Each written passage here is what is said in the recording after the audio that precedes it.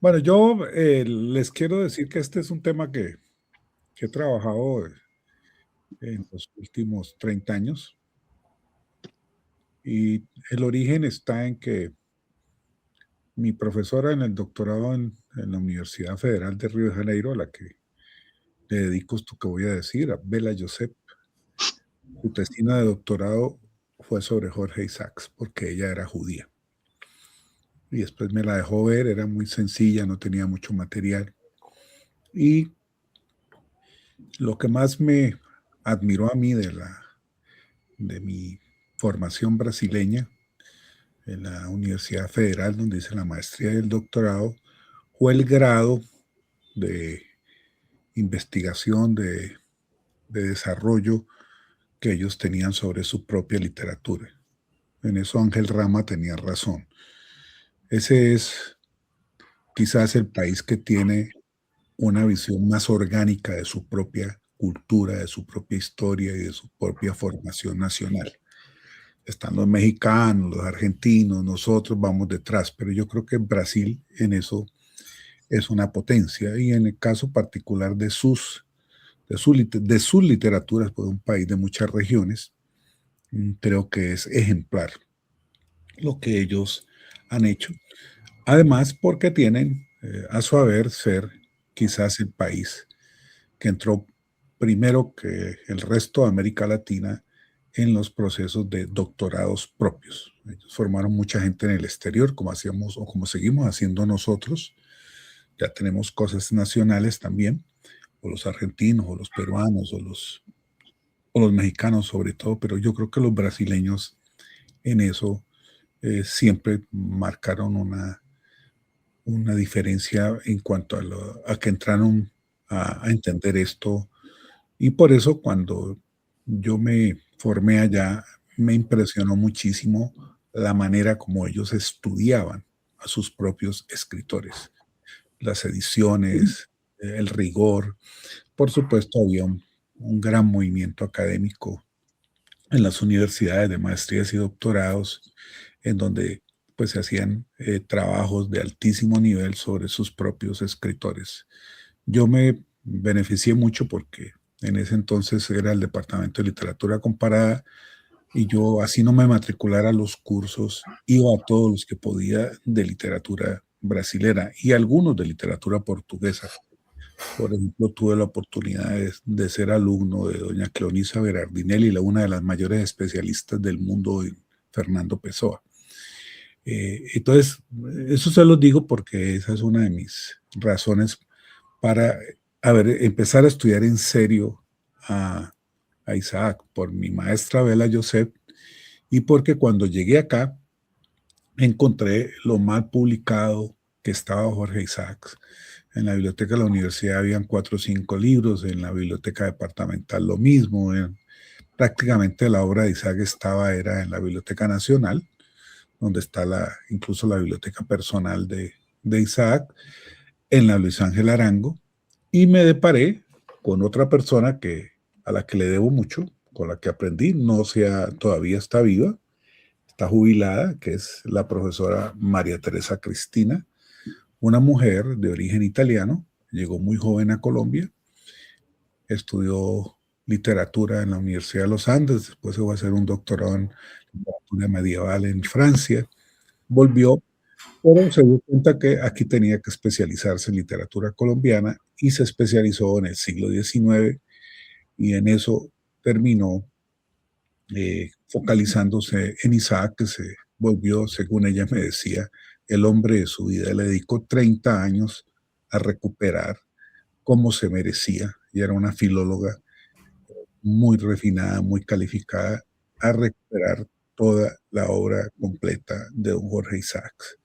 Yo la conozco en el 2004, en el 2005 hago el Simposio Internacional Jorge Isaac, que da origen al Centro Virtual Isaacs, y ahí, en una alianza con el doctor Fernando Inestrosa de la Universidad Externado de Colombia, ayudado por Otto Morales Benítez, que era muy partidario de este proyecto, decidimos publicar la obra completa. Hicimos 2 simposios, uno en el 2005, cuando iniciamos el proceso, con el trabajo de rescate que había hecho María Teresa Cristina, y terminamos en el 2017, cuando ya María Teresa entregó el último volumen, que fue la correspondencia de don Jorge Isaacs con los grandes intelectuales, no solamente colombianos, sino de América Latina. Hay correspondencia, por ejemplo, de él con Rafael Uribe Uribe, con Vargas Vila.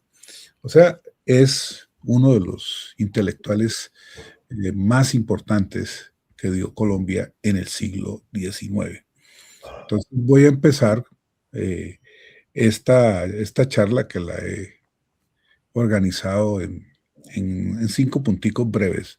Una, a destacar el breve recorrido de su obra, que es la que nosotros publicamos en el Centro Virtual, que se volvió una plataforma para la cultura regional y nacional.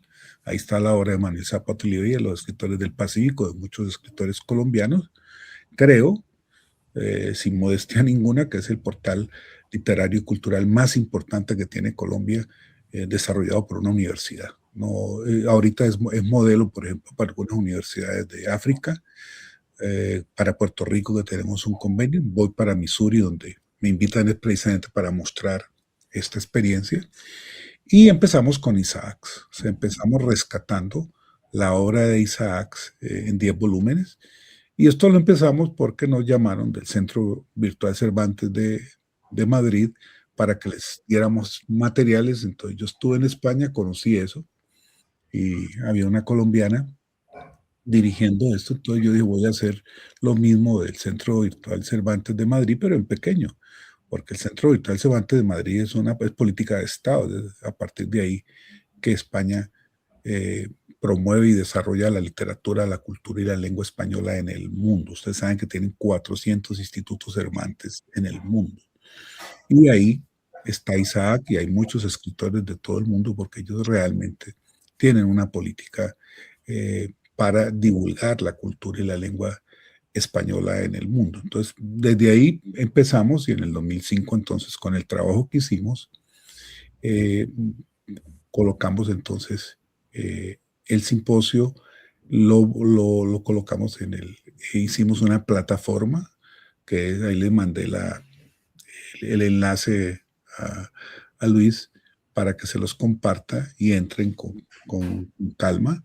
Yo creo que ahí se darán cuenta de la dimensión de la obra de Jorge Isaacs, que entre otras cosas, por las razones que les voy a ir explicando a lo largo de mi intervención, ustedes se van a dar cuenta por qué fue reducido única y exclusivamente a su gran novela María, y se desconoce y se desconoció y siempre se tuvo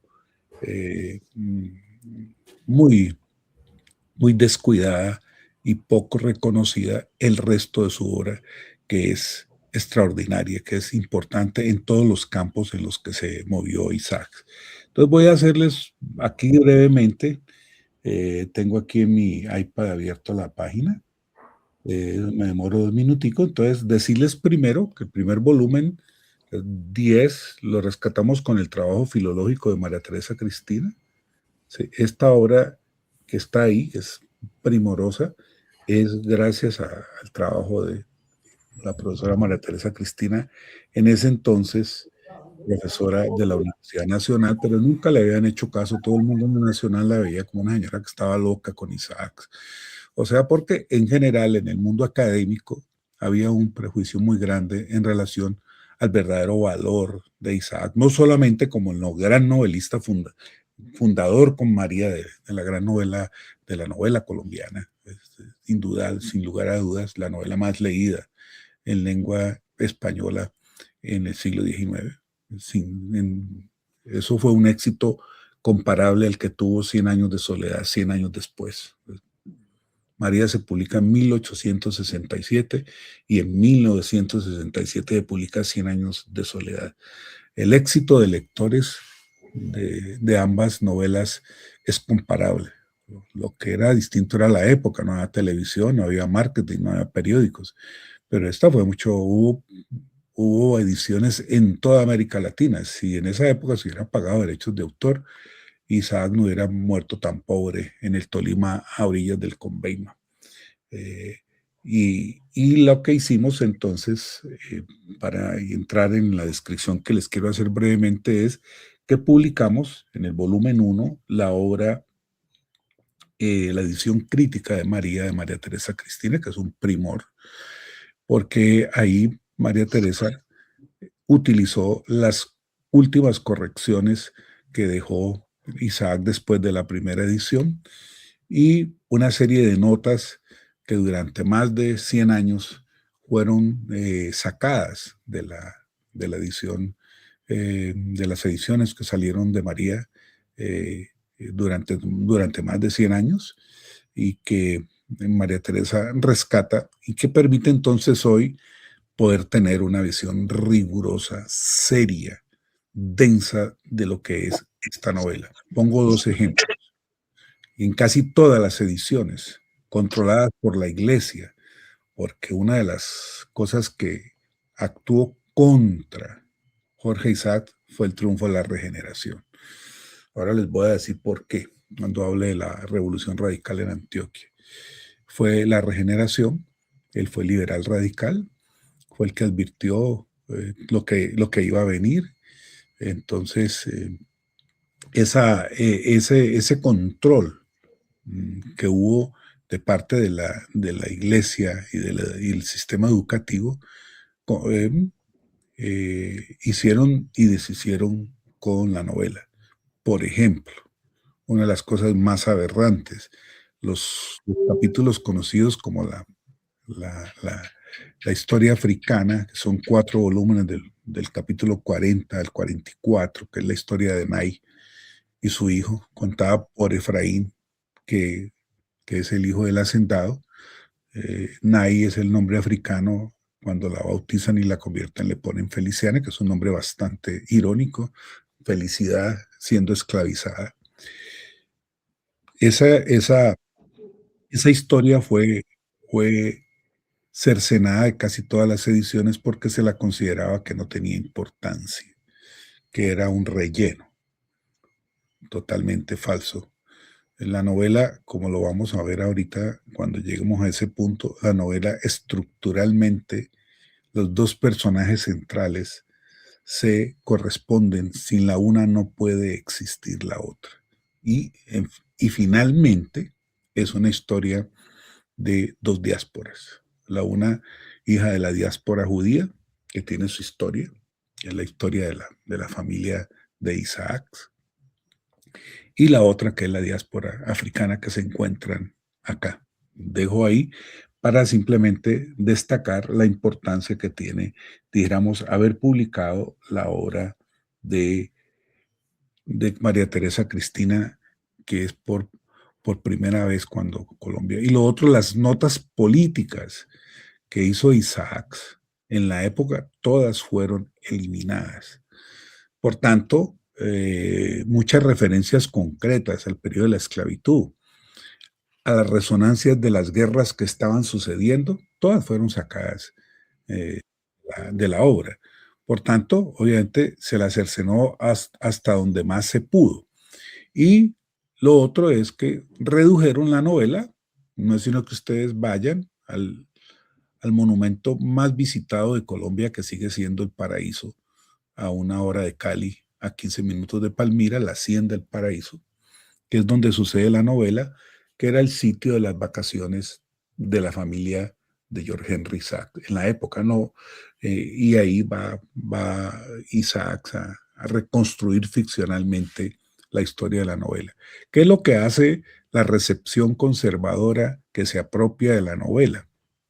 Es colocar el asunto solamente en el patos romántico, en el patos amoroso, con una visión absolutamente idealizante, cristiana, que no va con eso. Las lecturas contemporáneas que hemos hecho nosotros, más densas, más rigurosas, tesis de maestría y doctorado, demuestran absolutamente lo contrario.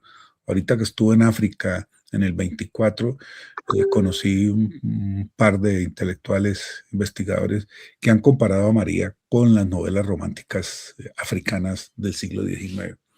y con eso lo que hace es crecer el texto enormemente. Entonces, no hablo más, simplemente recomendarles que quien quiera volver a leer María, ya con otros ojos distintos al que lo redujeron solamente al patos romántico, es indispensable leer esta edición crítica que nosotros rescatamos para, para todo el mundo. Es quizás hoy uno de los sitios más visitados y todo el que estudie realmente, seriamente Isaac y la novela y su obra teatral, pues tiene que llegar ahí, entran de primeros, y yo creo que esa es la labor clave y fundamental que tiene que hacer la academia, es decir, ser rigurosos con nuestro propio pasado cultural y literario. Eso fue lo que yo aprendí con los brasileños. La segunda, los volúmenes que están ahí, es la poesía de Isaac, ¿no? El tomo 1 y el tomo 2. Esa poesía es muy importante, tiene distintas etapas. Mm, en alguna hay muchos cuadros de costumbres. Está en una primera etapa una visión a veces religiosa de Isaac, el primer Isaac muy joven, pero poco a poco se va vinculando a los asuntos del entorno, a ver a los esclavos, al esclavo Pedro, y empieza a verse a un joven que es hijo de un gran terrateniente, porque padre de Isaac, don George Henry Isaac, que había conocido a Bolívar en Jamaica, y él le dijo, vaya para Colombia, y fue Bolívar el que le dio la carta de ciudadanía a don George Henry Isaac en los años 20, 1820, y se instaló en el Chocó y allá se hizo rico explotando minas de oro y platino y teniendo un almacén grande de importados, y conoció a la Manuela Escarpeta, una señora catalana de una familia muy rica que ya tenía nexos con Antioquia. Los, los Ferrer, que fueron pues ligados a la familia Isaac. Cuando ellos hacen todo su gran capital, es esa familia la que les plantea que vengan al valle, que es una de las formas de acumulación originaria de capital en el antiguo estado soberano del Cauca, pero venía de la minería. Eso está muy bien estudiado por Germán Colmenares en Cali, de Comerciantes, Terratenientes y Mineros. Es un libro precioso para entender cómo se empezó a conformar esa primera acumulación, que esos extranjeros, muchos de ellos, algunos también de por acá, hicieron en el Valle del Cauca, compraron tierras. El papá de Isaac compró las mejores tierras de la época. A una de ellas le puso Manuelita, a la otra le puso la Rita, y ahí, cuando él se quiebra por jugador, va a ser entonces donde se inicia el ingenio Manuelita por la familia Eder, que es la familia de don Santiago Eder, el fundador, que es la familia que remata a través de terceros las tierras de don George Henry Isaac, porque había dejado deudas de juego. Bueno, esa poesía que está ahí, que fue muy mal valorada durante mucho tiempo, ahora ya está completa, hay trabajos muy buenos sobre ella, y solamente decirles que en esa poesía hay poemas que están a la altura de los mejores poetas románticos de la época. Es decir, era un gran poeta. Y eso es muy importante tenerlo en cuenta, porque don Jorge Isaac, si algo tiene su novela, es el alto nivel poético de su novela. Es decir, es la novela que escribe un gran poeta. Ese es un tema fundamental. Y seguimos con el volumen 3, que es el volumen de teatro.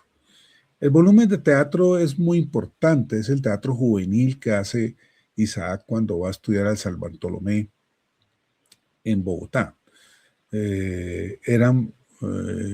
Don Lorenzo María Lleras enseñaba teatro para educar a los muchachos y los hacía traducir teatro francés y teatro inglés. Jorge Isaacs tradujo mucho a Walter Scott, a teatro francés, y hizo 4 obras que están ahí. 2 de ellas ya las hemos representado en el Teatro de la Universidad del Valle. Uno de los expertos en teatro colombiano Alejandro González Puche, doctor en teatro, formado en la Unión Soviética, dice que si ese teatro se hubiese escenificado en los tiempos de Isaac, otro sería el rumbo del teatro colombiano, por lo extraordinario de la obra de Isaac. Solamente destaco una cosa que le va a servir muchísimo a Isaac en ese aprendizaje, que es las obras de teatro en el colegio, las obras de teatro juvenil y en la casa. Estaba acostumbrado a representar teatros con su familia, con los amigos. Ese teatro que él traduce le va a servir para una cosa clave que se va a ver después en su novela, y es la primorosa relación que él hace entre la historia y los dramas íntimos. O sea, él sabe contar una historia íntima que está profundamente relacionada con los dramas históricos. Por eso es que ya las lecturas contemporáneas de María, me adelanto un poquito, quieren decir que por qué fracasa el amor de María con Isaac, por los intereses de la hacienda patriarcal esclavista que está en decadencia. El padre no la deja casar es porque están quebrados, porque la hacienda está quebrada. En la novela Isaac, pues le da otro tratamiento y es porque supuestamente le han robado un capital y le dice te tienes que ir a estudiar a Inglaterra. Pero en el fondo lo que impide la felicidad de María es la quiebra de la hacienda feudal esclavista. Es lo que, no, lo que está clarísimo en la novela. O sea, esa lectura nunca se hizo porque había una lectura edulcorada y jamás pues se iba a poner en contradicciones. Cuando Isaac escribe la novela, la escribe ya cuando tiene un gran distanciamiento de su padre, que ese sí fue un esclavista conservador. Por eso Isaac en su primera etapa juvenil participó en 2 guerras con el Partido Conservador. Eso es un aspecto muy importante pues de la vida de Isaac y de la contradictoria vida de Isaac. Hay un tomo de escritos varios que es demasiado interesante. Él tenía una propuesta de escribir una trilogía, una novela sobre las independencias. Hay un capítulo de Ama Camilo, son 40 páginas maravillosas. Eso no lo pudo hacer. Se tienen algunos elementos de la investigación que él hizo pues, para hacer eso.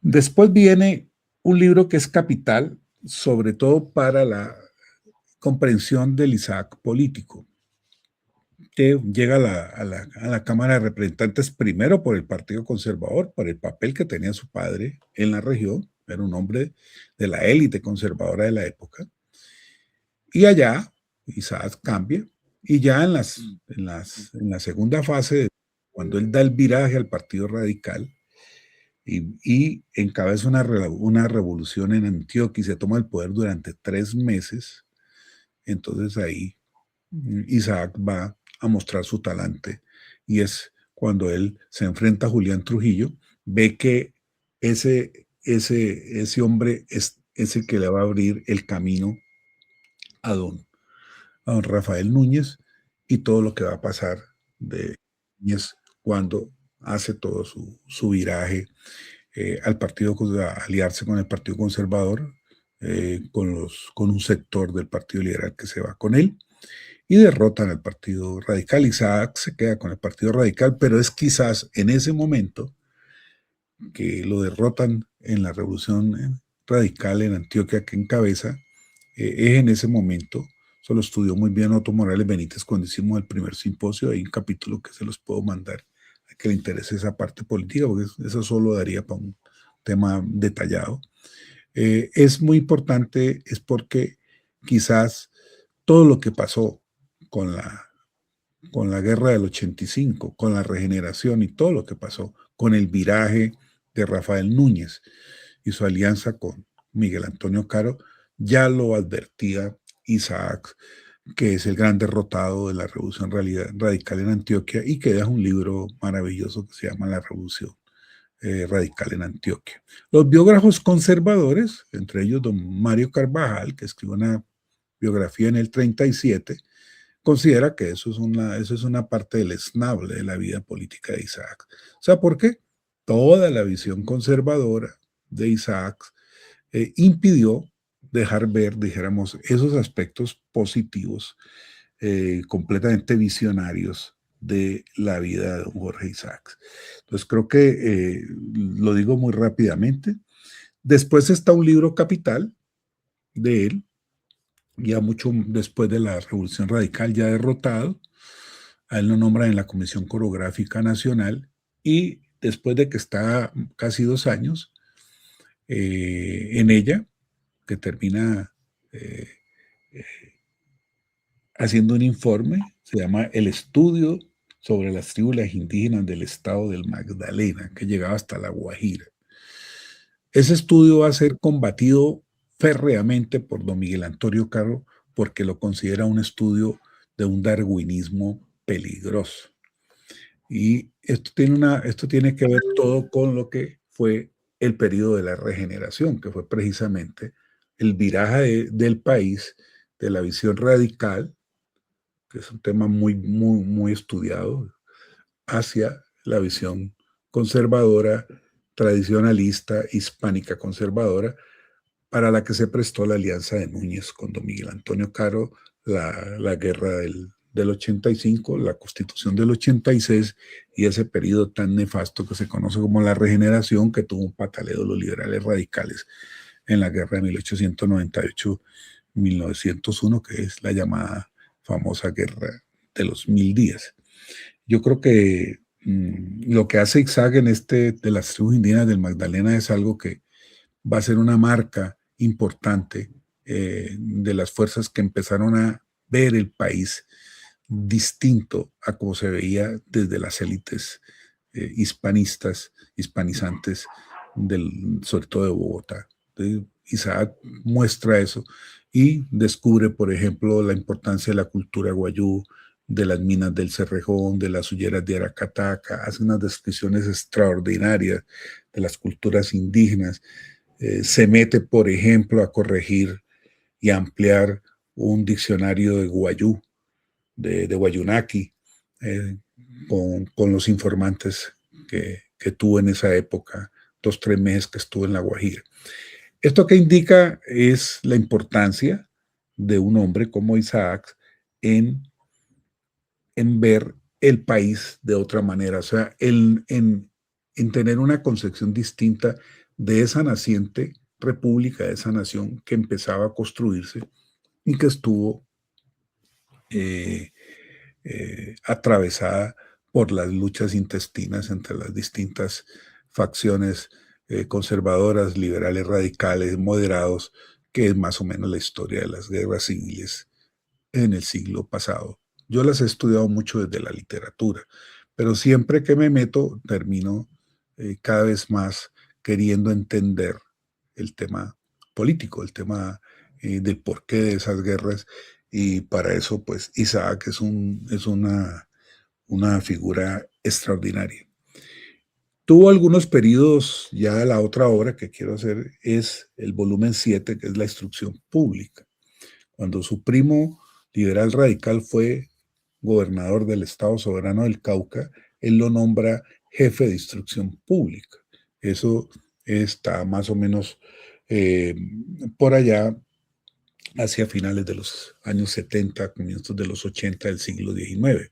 Y ahí Isaac logra hacer en ese volumen, quizás no se dice precisamente por lo que les he explicado ya, el proyecto educativo más avanzado que tuvo Colombia en el siglo XIX, porque defendía la educación laica, la libertad de culto. No era que estuviera contra la Iglesia Católica, no era que decía es que hay otras concepciones, entonces dejemos que eso sea un problema individual, no de cada cual, y démosle tiempo en las escuelas para que cada cual estudie o haga lo que su libertad individual le desee en cuanto a sus creencias religiosas. La educación técnica, la educación para el trabajo, la educación para las mujeres, la educación nocturna. Ese es un volumen muy bello y he logrado que en la Facultad de Educación y alguna gente haya tesis, y lo que se rescata de ese volumen es precisamente la visión que tenía Isaacs tan extraordinaria de la educación. En eso él estaba muy vinculado a lo que vio en Chile, cuando fue cónsul en Chile, antes de venir a lo del Estado. Él estuvo 2 años, 3. Allá conoció a Sarmiento y conoció algunas de las ideas de Sarmiento. La diferencia tal vez está en que Sarmiento llegó al poder y sacó adelante el proyecto educativo argentino, que es uno de los más avanzados de América Latina, inclusive hasta muy entrado el siglo XX. Y en Colombia no, en Colombia fue todo lo contrario. Ese proyecto fue derrotado y vino, pues lo que todos conocemos, se instaura en Colombia con la regeneración y el haberle dado la educación a la Iglesia Católica, el control de la educación a la Iglesia Católica. Ese puede ser el comentario que hago de este libro, que es muy importante y que habla pues de que Isaac no es solamente el autor de María, que nos vamos a dedicar a ello. Bueno, con esta visión general que doy de la obra, pues no me voy a, daría para, nosotros hacemos un seminario sobre Isaac y nos dedicamos 45 horas y nos queda siempre faltando tiempo, porque es mucho el tema, lo hemos estudiado mucho, hemos hecho 2 simposios dedicados a él, hay 2 volúmenes grandísimos, hemos traído a todos los especialistas, hemos escudriñado a fondo, dijéramos, y la vida. Yo simplemente quiero decirles que la tesis que yo tengo es que quizás, si no el más, uno de los más importantes intelectuales que tuvo Colombia en el siglo XIX. Que lo que sucedió es que aquí el liberalismo radical fue derrotado y pasó lo que todos ya sabemos. Bueno, y paso entonces a hablar un poquitico de la personalidad de Isaacs, en el sentido de que su padre era un judío converso que llega acá. Algo de esos elementos biográficos están en la novela, pero ellos en privado mantenían ciertas costumbres judías. Por eso cuando los querían insultar en el viejo Cali de la época, a Isaac le decían judío y lo maltrataban y le gritaban. Porque se sabía que en privado tenían algunas costumbres. Por ejemplo, en privado a don Jorge Isaac le tenían el nombre judío de Efraín. Entonces no es gratuito que en la novela se llame Efraín, porque era el nombre que tenía en privado. Hay un escritor caleño que se llama Edgar Collazos, que tiene una novela preciosa que se llama En Tierra Extraña, donde desentraña muy bien, dijéramos, estos aspectos ya de manera novelística. Entonces, ese es un tema. El segundo es su actuación política. Precisamente como era hijo de un gran hacendado caucano conservador, pues el Papa lo mete a la Cámara por el Partido Conservador. Pero ya estando en Bogotá, en la segunda de esas cámaras, el segundo periodo, Isaac entra en contacto con la masonería. Entra a una logia que es la Estrella del Tequendama. Y en esa logia se le abren los ojos a Isaac y empieza a evolucionar hacia el radicalismo, al punto que, como era un hombre apasionado en esa juventud de los 23, 24 años, en un pleno debate en cámara, dice, salgo de las tinieblas para la luz, y abiertamente anuncia su retiro de las huestes conservadoras y su paso a las huestes radicales. Entonces, ese era Isaac, habla de su talante. Escribió muchísimo en la prensa, ese es otro volumen que no lo acabo de comentar aquí, que es el de los escritos de la prensa. María Teresa Cristina chupó polvo en las hemerotecas de Colombia, sobre todo en la Nacional, y hizo un bello volumen. Y el otro fue el de la correspondencia, que habla muy bien ya del Isaacs, intelectual, político, porque se escribió con grandes intelectuales argentinos, mexicanos, colombianos. Entonces, Con esto lo que quiero redondear en este punto es que no estamos ante solamente un novelista que escribió una gran obra, que es indudable y que es la obra que como Cien años de soledad en el siglo XIX fue la más leída en lengua española y que se empezó a traducir, ¿no? Sino que estamos ante un hombre mucho más complejo, más rico. Y en esto pues podemos decir algunas cosas de la comparación que yo he venido haciendo y hablaba mucho con Noé Trick, mi profe y mi maestro argentino, el de la historia crítica de literatura argentina, gran estudioso de Sarmiento y mío. Yo lo traje al primer simposio de Isaac en el 2005 y vino a cerrar en el 2017. Noé era judío, de origen judío ruso, por tanto tenía una gran, y judío de izquierda, entre otras cosas, tenía una gran admiración por Isaac y lo estudiamos y lo trabajamos.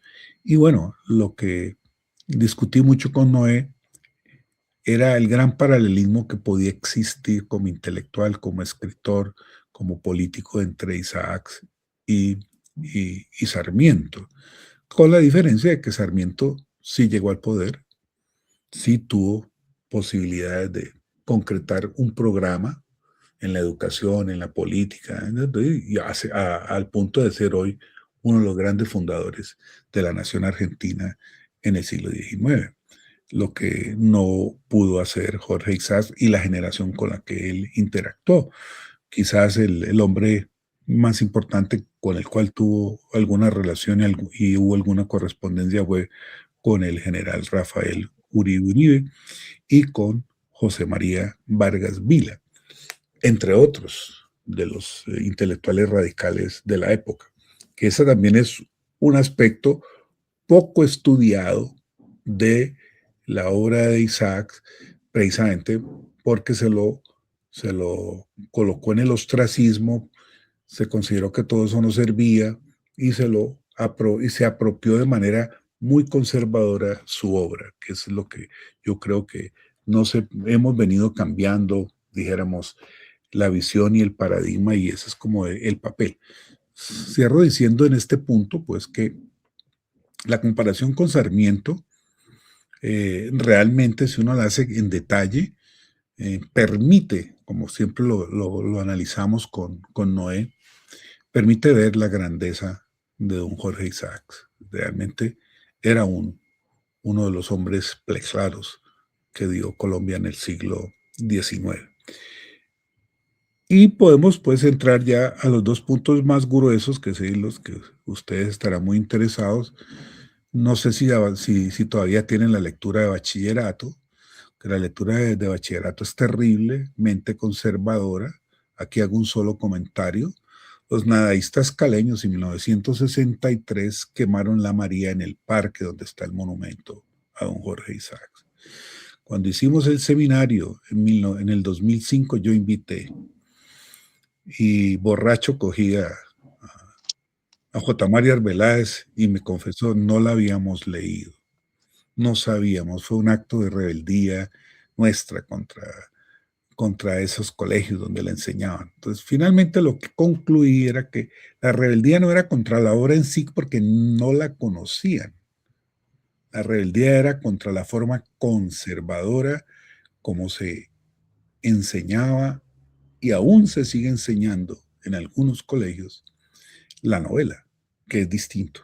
O sea, es distinto. ¿Por qué se enseñaba de esa manera? Porque se la había reducido, ¿no?, a unos aspectos, se los habían conservatizado y por supuesto los muchachos tenían. Entonces, lo que él me confesó era que estaba leyendo era Fanny Hill y la gran literatura europea y pornográfica europea, entonces no estaban en grandes clásicos y tal.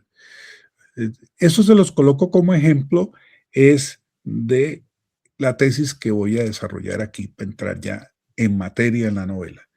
Es una tesis de Carlos Rincón, profesor emérito de la Universidad Nacional, director del Instituto de Estudios Libres de Berlín. Vino al primer simposio, vino al segundo, hicimos gran amistad. Él se interesó muchísimo por este proceso de relectura, de reinterpretación de Isaac, de haberlo rescatado completo como se merece, de sacarlo de todos los, las, las maneras conservadoras y repetitivas de lo que algo que él llamó las lecturas congeladas. O sea, Isaac, como le pasa a muchos escritores, en muchas tradiciones, por diferentes factores que inciden en la vida de los escritores, pues termina eh, colocándose en determinadas concepciones. Entonces, ¿qué es lo que llaman lecturas congeladas? Yo creo que el ejemplo más patético en Colombia es el de Jorge Isaac. Y el otro más patético aún es el de don Tomás Carrasquilla, que el conservatismo antioqueño, que nunca pudo con la profunda crítica que hizo a la sociedad antioqueña esclavista, nunca pudo, en todo lo volvieron costumbrista. Y más que costumbrista, es un gran realista crítico. Es extraordinario la obra de don Tomás Carrasquilla. Para poner solo un ejemplo también muy chocante de eso que llamo lecturas congeladas. ¿Qué es? Escoger a un escritor que no lo pueden ya sacar del ámbito. En el caso de María se les volvió un escritor conocido en todo el mundo. En las ediciones en toda América se, se daban en México, en Argentina, en Chile, en España, en todo lado, fue un éxito, y entonces no lo podían sacar de circulación. Se impuso por la fuerza que la obra misma creó entre los lectores y entre grandes intelectuales que empezaron a reconocer la importancia de la obra. Y entonces lo, lo, lo, lo apropiaron y entonces empezaron a, a- a divulgar en la enseñanza, en los manuales, eh, lecturas congeladas. Las más importantes, puedo enumerar dos o tres. La primera es esa historia de amor encerrada en la hacienda, en la casa, rezando el rosario, hablando bien del papá, del buen trato a los esclavos, del mundo cristiano, del respeto, de los valores, todo eso. Eso que hizo también la élite vallecaucana cuando se forja el departamento del Valle del Cauca en 1918 y que necesita tener un departamento. Entonces decían en los años 30 que hay que coger María, compran la Casa del Paraíso y construyen un relato conservador de esa historia. Esa es la realidad. Y lo hace un señor, un prohombre que fue rector de la Universidad del Valle, don Mario Carvajal, que cuando se cumplen los 100 años de la novela, publica una edición crítica de la novela. Yo la tengo, la hemos estudiado, en donde de lo único que se ocupa él en su edición crítica es de la fauna y la flora y del paisaje. Y entonces es eso. Entonces, fue el gran escritor que nos enseñó a ver la fauna, el atardecer del Valle del Cauca, la fauna y la flora, y más nada. Entonces, ese es una lectura congelada.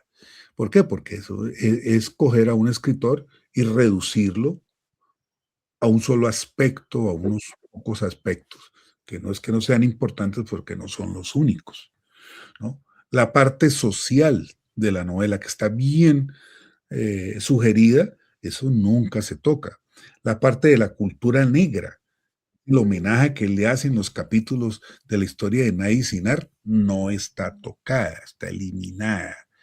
Y resulta que ese es uno de los aspectos más relevantes de la novela. Manuel Zapato Olivella decía por ese capítulo que esa era la primera novela afroamericana de este continente, afro-latinoamericana. La reconocía. ¿Por qué?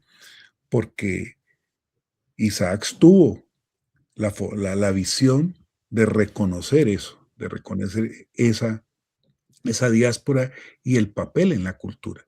Entonces ustedes van a ver algo que hizo, aquí le rindo homenaje a mi amigo que varios de ustedes lo conocieron, Germán Patiño Barney, Cuando empezamos lo del rescate de María, una vez tomando trago, le dije, ya sé cuál es tu tarea. Él trabajaba conmigo. Le dije, ¿cuál? Que hables de las cocinas en María, porque ahí está la cocina negra. Y me dijo, ¿cómo así? Le dije, sí. Le dije, ¿y vos no sabes que ahí está el fufú? Aparece 3 veces, mencióname qué es fufú. Y entonces decime, le dije, no, anda, léete la otra vez porque sos un ignorante. Y nosotros nos mamábamos. El otro día a las 6 de la mañana me dijo, tenés toda la razón, lo voy a escribir. Y hace un pequeño homenaje con un ensayo extraordinario que se llama Las Cocinas de María, que es donde está la, el reconocimiento al papel de las esclavizadas en la cocina. Las que cocinaban eran las negras, las esclavas, al mando de las señoras. Obviamente ahí hay un intercambio con las cocinas europeas, con los tiempos, pero básicamente es la cocina afro. Y en la novela eso está bastante bien desarrollado, es de una observación extraordinaria lo que hace Isaac, por ejemplo, con las cocinas. También lo va a hacer con los bailes y con las músicas. Eso nunca se vio, eso está ahí. También lo va a hacer, por ejemplo, con los vestidos, lo va a hacer con ciertas costumbres de los africanos, lo va a hacer, por ejemplo, eh, con, la, con lo que hizo Candelario Beso, que es cómo llevan los negros al español en su hablado. Eso antes que Candelario Beso lo había hecho 10 años antes Isaac. Ellos se conocieron en Bogotá. O sea, lo hizo eh, mm, con el regreso que hay del Dagua, mm, y cómo él va escuchando todos los dichos y los cuentos y las tradiciones. O sea, la novela en ese sentido es una, es una inmersión a la cultura de la época. Y, por ejemplo, Isaac trabajó cuando se empezó a hacer abrir el camino de Cali a Buenaventura. En eso lo contrató don Tomás Cipriano de Mosquera, estuvo trabajando año y medio, ya lo sacó el paludismo y manejaba una cuadrilla de 400 esclavos. Recuperamos los textos de Isaac de esa época. Y ahí, en un campamento que se llamaba La Víbora, Isaac, alumbrado por una vela, empezó a escribir María. O sea, la escribe al fragor del trabajo con el mundo esclavo. O sea, que no es gratuito muchas de las cosas que hay en María. Por tanto, ¿no? La edición congelada es que eso no tiene importancia, que lo importante es lo que pasa en la familia de Efraín, que es lo que sucede en la hacienda, y como si la hacienda alrededor no existiera, y sí existe, en la novela está, y existen unos campesinos antioqueños que también son otra alternativa, y se habla de Bogotá, y se habla de, de, de, de otros campesinos, de lo que sucede alrededor. Incluso se menciona algunos indígenas del Chocó cuando se habla de la llegada de María, de María con el padre y se cruza con Nike que la acaban de vender a un negociante irlandés. Ya se la había vendido a un gringo y el papá la compra para María. Todas esas historias provienen, por supuesto, de la vida de la familia Isaac, provienen muchas de la autobiografía de Isaac, pero el temperamento realmente romántico de Isaac está expresado en la rebeldía de María. Es decir, no la deja casar con su hijo, pero sí se la ofrece a Carlos, el hijo de un gran terrateniente. Y ella se le revela y dice, yo no me caso. Y hay momentos de rebeldía hasta donde es posible y cuando se lo sacan Inglaterra, decide me muero. Y el viejo ya arrepentido, entonces le manda una carta al hijo de que se devuelva. Y ya es tarde, María se ha muerto, que es la historia trágica.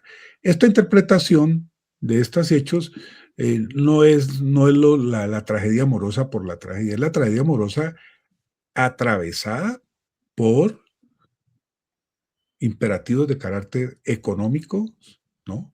Como es el de la decadencia de la hacienda esclavista y del padre que ha quebrado sus empresas en la vida real por el juego y en la novela porque lo han estafado. Esa es más o menos la idea. Entonces es una idea congelada que nos tocó derrotarla.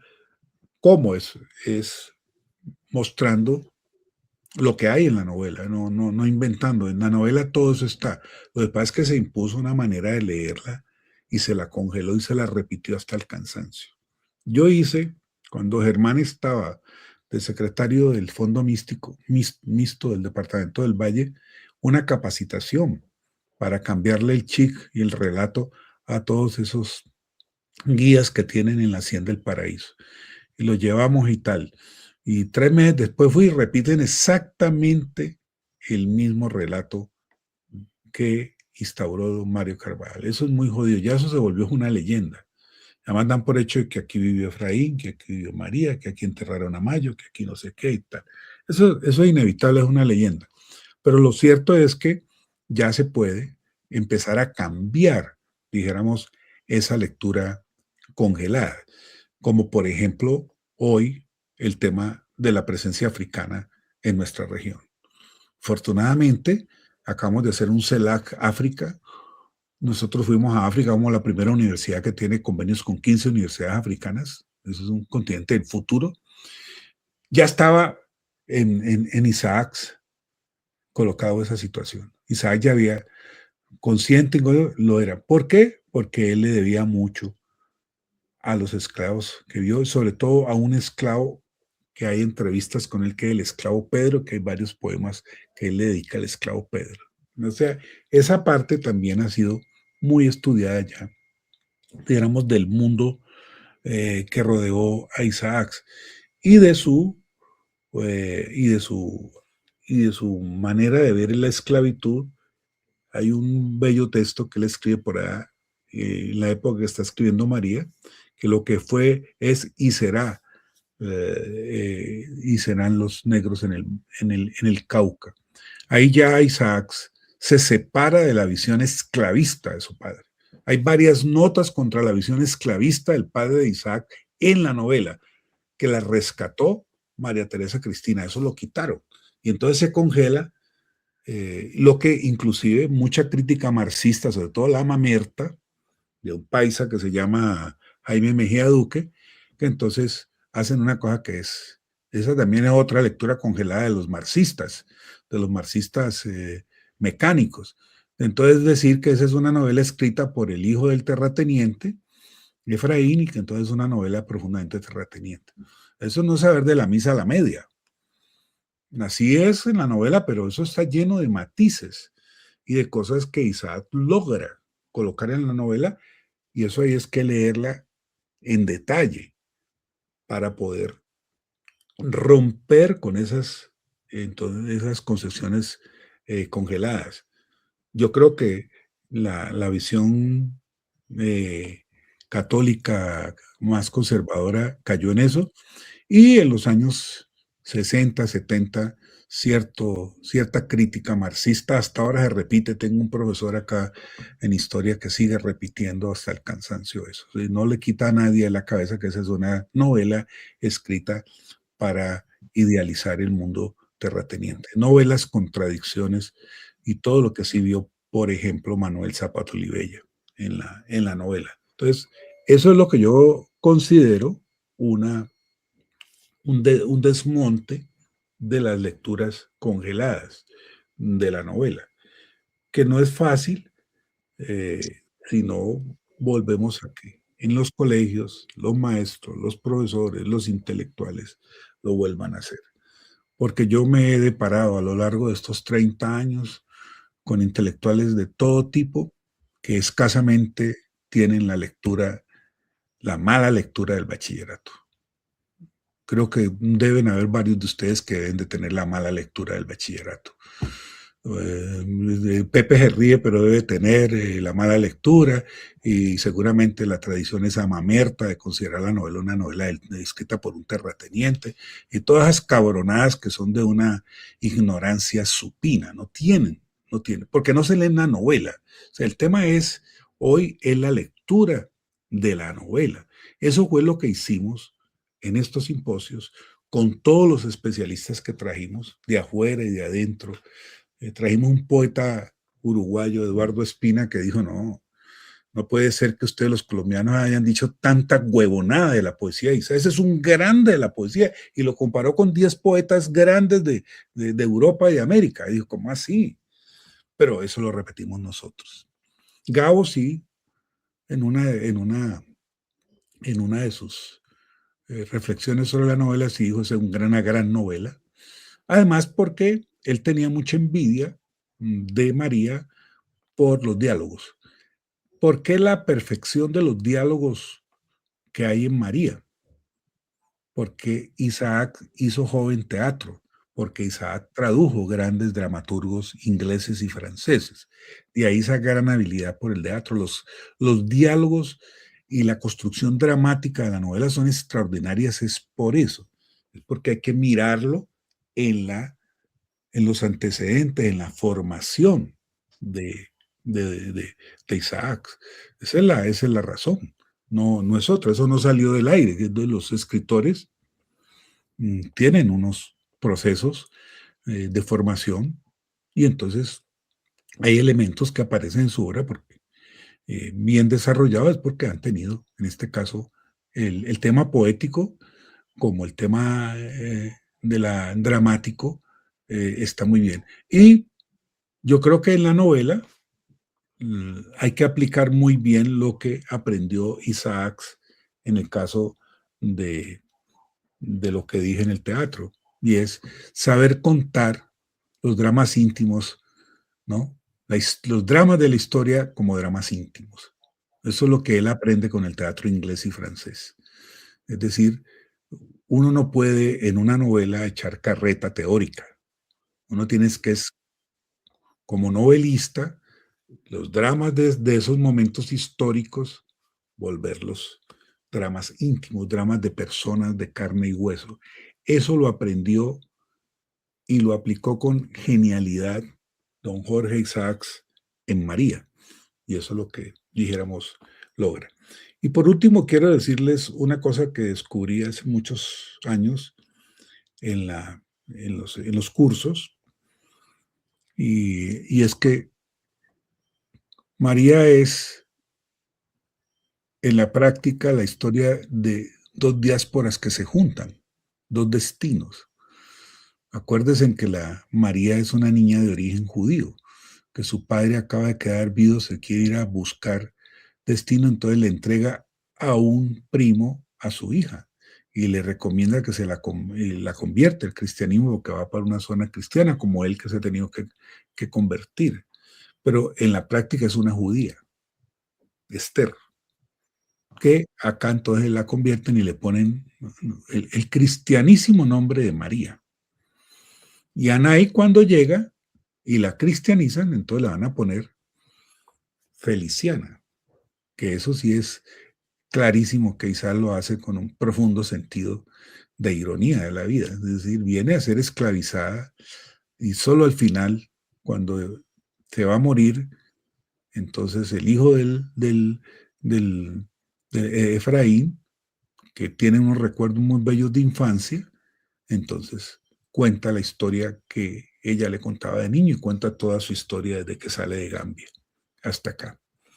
Hay una novelista caleña que se llama de apellido Fernández, Adelaida Fernández Ochoa, ganó el premio Casa de las Américas en el 2015, porque ella dice, ahora sí se puede escribir la historia de Nay contada por ella misma en la misma época en la hacienda. Es ella la que decide. Ella es amante del terrateniente, ella le saca ventajas, como hicieron muchas esclavas, y cómo se está rescatando en el Brasil, en Martinica, en los Estados Unidos. Es decir, las esclavizadas también tenían sus mañas para sacar vida, que escribe una novela muy bella, que todo el desenlace es porque ella ahorra para regresar a África, que es algo por lo que luchan muchos de los que vinieron aquí. Tal vez Acá no fue tan común, pero en Brasil, en el Caribe, sí hubo lo que se llaman los retornados. Los esclavizados compraban su derecho de libertad, su alforría se llama en Brasil, y volvían a África. Y lo hacían. Eso ya está súper bien estudiado en el caso cubano y en el caso brasileño, que es el que yo más conozco. Acá, Adelaida, que es una escritora muy buena, hizo la tesis conmigo y le dije, tú eres novelista, no, nunca se ha contado desde Nine, yo la voy a escribir, la escribió y la mandó. Y estuvimos ahora en África y corrigió algunos de las traducciones que ella hizo de las canciones de cuna en Wolof, el lenguaje de Gambia, con algunos de los profesores de allá. Completó, dijéramos eso, lo corrige para la novela. Entonces, ya es posible entonces contar ese universo de otra manera y no exclusivamente desde la manera como está en la novela, que tiene una serie de desarrollos extraordinarios, como he demostrado diciéndole aquí, no muy en detalle, pero creo que he señalado los aspectos relevantes, el tema de las lecturas congeladas, de los cuales somos víctimas todos, porque uno pasa por la educación, y en la educación le meten a uno, le van reproduciendo una serie de esquemas y dele, y dele, y dele. Yo pues no he hecho sino, incluso con escritores muy destacados, me doy cuenta que tienen la lectura primaria y elemental del profesor de bachillerato y no tienen más, y no la han vuelto a tocar. Entonces, así es muy jodido, porque no se puede hablar, no se puede.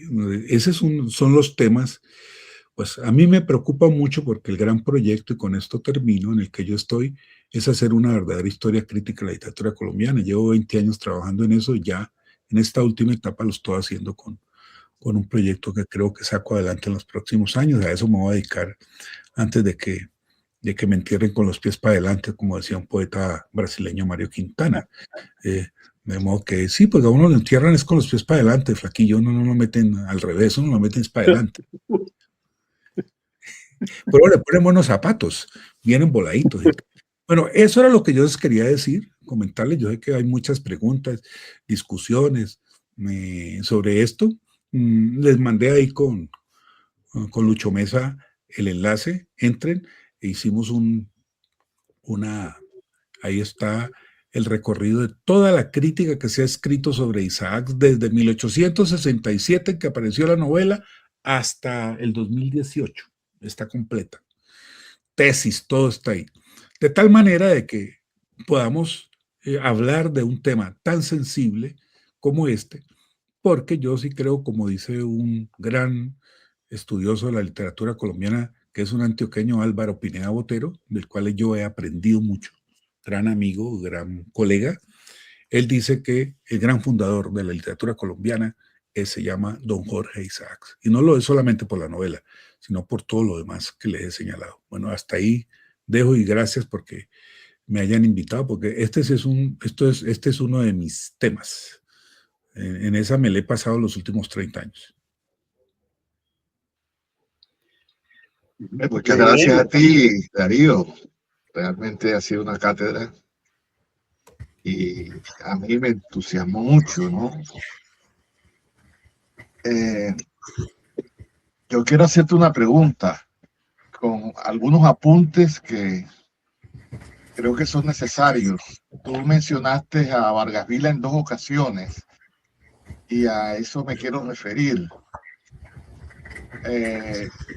Cuando aparece María, cuando publican la novela, Vargas Vila tiene apenas 7 años. ¿No? Él nació en 1860. Y posteriormente, después, tal vez influenciado o influido por estas obras de Isaac, y particularmente por la María, él escribe su primera novela que se llama Aura o las Violetas, como todos sabemos. Y Aura y las Violetas fue calificada como la hermana menor de María, ¿no? Así ha pasado la historia. además obtuvo una enorme difusión en todo el continente americano, no creo que como María, pero algo parecido. O sea, María sí, fue una obra, incluso fue llevada al cine por los hermanos Di Domenico eh, a principios del siglo XX, 1916 aproximadamente. Eh, ¿Qué tanto es comparable, Darío? Es la pregunta. ¿Qué tanto se podría comparar eh, María con Aura de las Violetas, que salió después publicada con dos novelas también muy parecidas, muy pequeñas, que fueron Emma y Lo Irreparable? También dentro de la misma línea esa de, de prosa muy romántica, ¿no? Entonces, no sé, me gustaría como conocer algo sobre eso. Y lo otro es la correspondencia la que tú hablaste, yo realmente no la conozco, ¿no? Entre Vargas Vila y Jorge Isaac, la que hubo, donde se encuentra, en fin, quisiera como saber sobre eso, agradeciéndote nuevamente por lo que nos has transmitido. Bueno, si quieres contesto, mira, no he vuelto a releer de Aura y las Violetas, pero sí creo que después de María, muchos escritores posteriores pues escribieron historias de amor y es completamente plausible que se pueda decir lo que señalas de Aura y las Violetas, ¿no? Quizás la diferencia puede radicar en que, por supuesto, la construcción de la historia amorosa en el caso de Isaac no es una, surge de una relación de familia muy profunda. Parece que sí existió un personaje así, no como se dice con los bugueños, pero sí hay algo de esas historias. Y por supuesto muy cercano como a las historias de familia. Lo que pasa es que los novelistas, pues lo que hacen es eh, recrear, cambiar y colocar en otras condiciones esas historias que provienen de hechos y de experiencias profundas y reales. Entonces, yo creo que eso sí puede hermanar lo de Vargas Vila con lo de María. Ahora, por supuesto, en el caso de Isaac, pues lo que resalta, que es la genialidad de él, es que logra construir todo su mundo en, en el universo de una sociedad como la que vive en ese momento la hacienda patriarcal esclavista del Valle del Cauca. La novela está escrita en 1864, 65, 66, que es el periodo en que él trabaja en la víbora, en la construcción del ferrocarril, del camino de Buenaventura. Él le toca venirse a Cali enfermo de paludismo y la termina en Cali. Y la historia, por una serie de referentes que hay ahí, incluido el colegio de don Lorenzo María Lleras, es 1930. O sea, es la época en que todavía está la hacienda y se empiezan a dar en ese periodo, del 30 al 40 y pico, se empiezan a dar pues, ya las transformaciones que se van a culminar con la abolición de la esclavitud, creo que es en el 52 de 1852 de don José Hilario López. Entonces, ese es el ambiente, ¿no? En que está contado. Y la genialidad de Isaac es que toda la historia sucede en ese contexto, que es un contexto que él conoce, que es su experiencia vital, la experiencia familiar, las historias, todo, ¿no? Habría que mirar te prometo hacerlo para la próxima vez, por ahí tengo todo Vargas Vila, hace rato no lo leo, pero en estos días, hablando con un estudiante que hizo una tesis, me volví a interesar, ¿verdad? Que esos trabajos comparativos.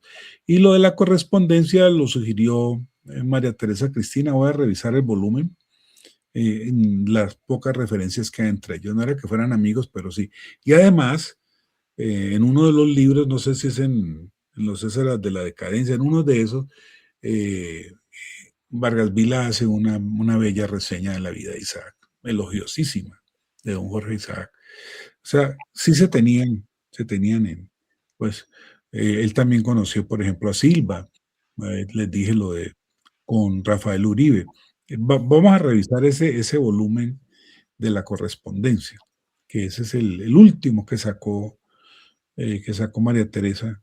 Eso luchó por conseguir cartas aquí y allá, y hasta que las consiguió, porque de esa manera se aclaran muchas cosas, pues, de la personalidad de Isaac y de las relaciones que tuvo Isaac con el Indio Uribe. También hay cosas. Entonces, él tuvo una relación muy fuerte con Antioquia. Él peleó con la élite vallecaucana, caucana, por eso se fue a vivir a Ibagué, muere en Ibagué, y cuando muere en Ibagué, pide que lo entierren en Medellín. Él está enterrado en Medellín. Y entonces, ¿por qué? Porque él quería mucho a los antioqueños, allá hizo una revolución, allá tenía amigos y tal.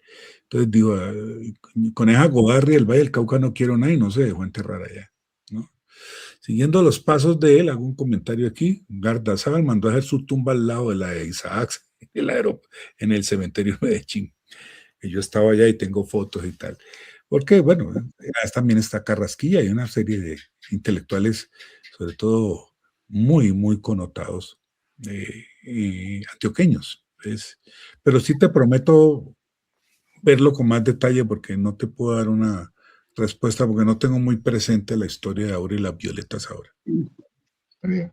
Mira, Darío, una nota. Cuando yo entré a Santa Librada había caído Rojas y el Parque de los Estudiantes había sido pues muy, muy importante en la lucha contra Rojas.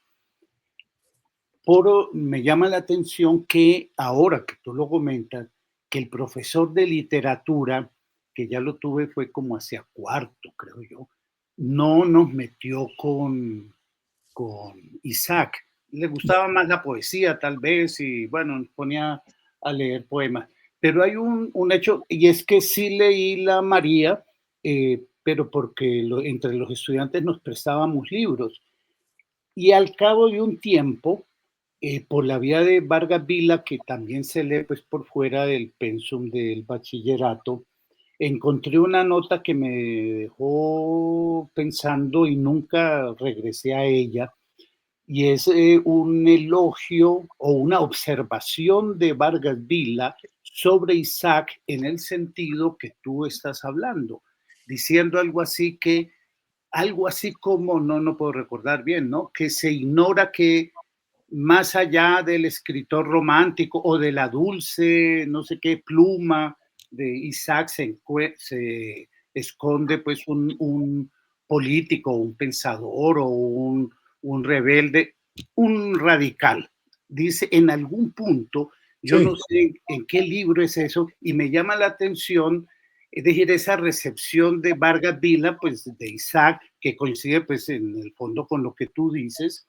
Eso por un lado me llamó mucho la atención. Yo nunca le seguí la pista a eso, pero cuando mi hermano me comentó, yo estaba en el exilio, me comentó que había habido un trabajo, que había un trabajo de investigación que tú lo dirigías en la Universidad de Valle, que iba en esa dirección, pues se me revivió a mí ese comentario de Vargas Vila, que para mí fue suelto dentro de, yo no sé de qué estaba hablando Vargas Vila, si en Divinos Humanos o Los Césares de la Decadencia, no sé en cuál de esas obras. Eso, yo lo tengo aquí ahora abajo y lo busco porque te lo mando. Es un ensayito corto donde dice eso que tú dices, como unas 5 o 6 paginitas. Es bellísimo, de las cosas Sí, bonitas que sí.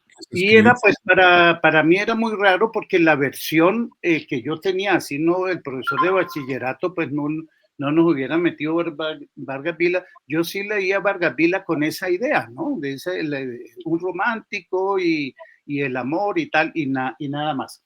Pero pasando a otro punto, me llama mucho la atención la influencia de Sarmiento, el argentino, y lo que tú mencionas, pues aquí ahora, y es que yo presencié una polémica sobre Sarmiento.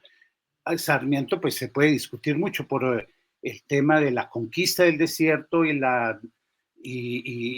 el tema que él plantea entre barbarie y civilización. Creo que sí hay una lectura, puede ser muy crítica o dogmática de Sarmiento, donde se lo presenta como partidario de la llamada conquista del desierto. Es decir, no estaría en un terreno democrático, mientras que lo que vemos de Isaac, mucho más habiendo participado en una revolución radical en Antioquia, estaría pues más situado en el campo de un liberal del siglo XIX enfrentado a fuerzas conservadoras. Entonces, lo de Sarmiento me llama la atención que, bueno, en el plano de la educación lo puedo entender, ¿no? Que haya ejercido una influencia sobre Isaac, ¿no?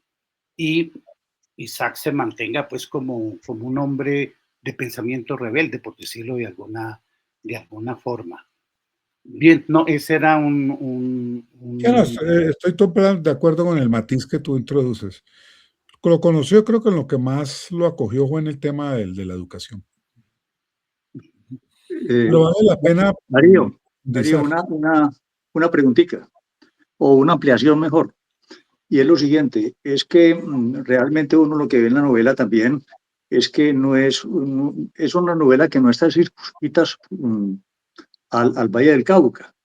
Hay una relación también con el Caribe.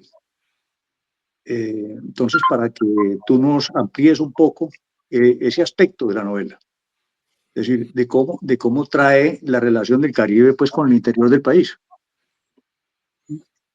Sí, esa es una tesis que desarrolló muy bien en el primer simposio en el 2005, que la hablamos mucho dos amigos comunes contigo, que son el doctor Alfonso Múnera Cabadía y el doctor Germán Patiño. Es decir, la relación entre el Caribe y el Pacífico ha sido profunda desde la llegada de los españoles y desde antes. No es nada reciente, lo hablaba mucho también con Óscar Collazos, que se fue viéndonos una novela sobre eso, sobre el atrato y la relación entre Chocó y Cartagena.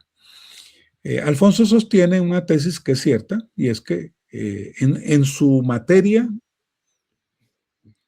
de prima, dijéramos, de la historia, esa es una novela caribeña. O sea, porque la historia que da origen a la novela es una historia de una familia judía jamaiquina que llega de Jamaica. Yo estuve en Jamaica y hablé de la María y fui a conocer Montego Bay y todo. Y allá me enteré mucho de la relación de la familia Isaac y de lo que eran ellos y todo. Entonces sí, es cierto. Por otro lado, no está muy desarrollado, pero el personaje que es la cartagenera, que es la esposa de Sardí, el irlandés que compra y vende esclavos, esa le enseña a leer, le enseña las primeras palabras en español en 6 meses mientras se la lleva, le enseña a hablar, pues básicamente es la relación que tiene, dijéramos, el Chocó en ese momento con el atrato, más porque la vía para la relación de esta zona con Cartagena y con el Caribe era el atrato. Entonces, eso está muy bien estudiado por Alfonso Múnera. Cuando hicimos la visita con Múnera, él no conocía la hacienda El Paraíso. Y el pájaro azul que hay ahí, que está en la hacienda, es el símbolo de Jamaica. O sea, está en la hacienda y se conserva de las cosas de la familia Isaac que están ahí, están en la hacienda. Entonces, a Alfonso apenas lo digo, no jodas, el pájaro nacional jamaiquino. Es decir, ese solo elemento te da indicios de las relaciones culturales que siempre hubo entre el Caribe y el Pacífico. Por eso nosotros, con Germán, hace más o menos unos 10, 12 años, hicimos un simposio dedicado al Caribe y al Pacífico, precisamente para reivindicar esa profunda relación que siempre ha existido, existe entre el Caribe y el Pacífico. Es más, ustedes no pueden explicarse la diáspora africana acá al Pacífico sin el Caribe. Muchos de los apellidos que se conservaron acá en el Cauca más que en el Caribe vinieron del Caribe, vinieron por el Caribe. O sea, ese es un tema muy, muy, muy estudiado ya en cuanto a las relaciones que hay entre nosotros. Por ejemplo, la música chocuana, lo hablé mucho yo con Germán y con Jairo Varela, que tuvimos una relación buena y lo entrevistamos. La música chocuana le debe mucho al Caribe, al cubano, el son chocuano, le debe mucho, por ejemplo, todos los aires de Chirimía, eso es como la música de Córdoba. Entonces, las relaciones son muy estrechas entre nosotros. Entonces, en la novela, eso está, y por eso Múnera con todo acierto, dice que esa es una novela caribeña. Incluso señala en la novela apartes muy claros en donde Isaac compara al Valle del Cauca con Cuba. Dice, hay comparaciones, ¿no? Con eso. Porque él, de todas maneras, por la tradición oral de su padre, que era jamaiquino, sí recibió muchísimo todo eso. Y bueno, la historia de María, cuando uno la ve, eso es lo que yo les digo a mis estudiantes. Bueno, dígame una cosa, ¿dónde comienzan las historias de María? Entonces, no, que comienza, no, señor. La historia de María comienza antes en África, cuando sale Nai, y después en Jamaica, cuando trasladan a Esther en camino hacia el Valle del Cauca, que tienen que entrar por Panamá, y entonces se encuentran ahí.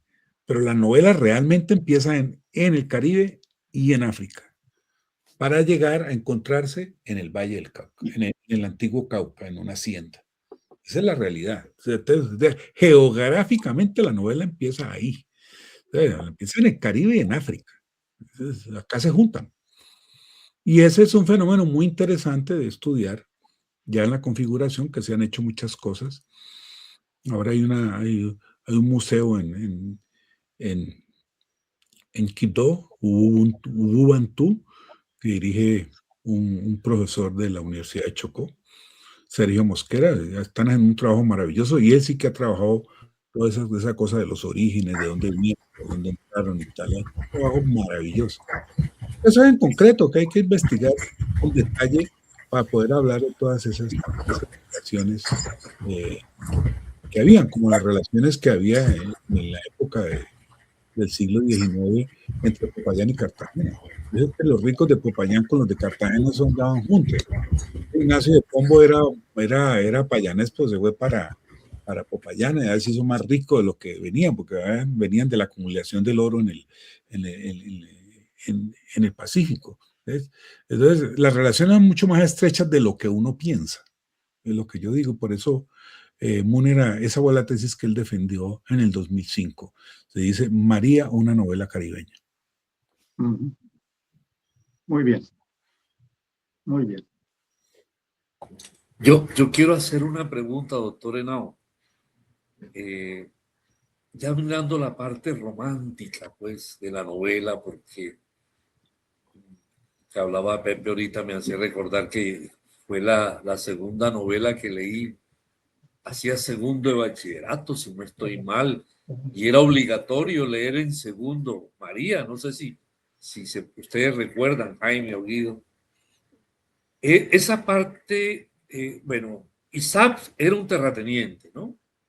Su familia estaba bien acomodada, pero he leído posteriormente que ellos entran en quiebra, en ruina. Esa parte no se ve en la María, sigue mirándose toda esa parte en el fondo de esas relaciones del terrateniente, del esclavista. Esa parte la veo como una parte muy romántica.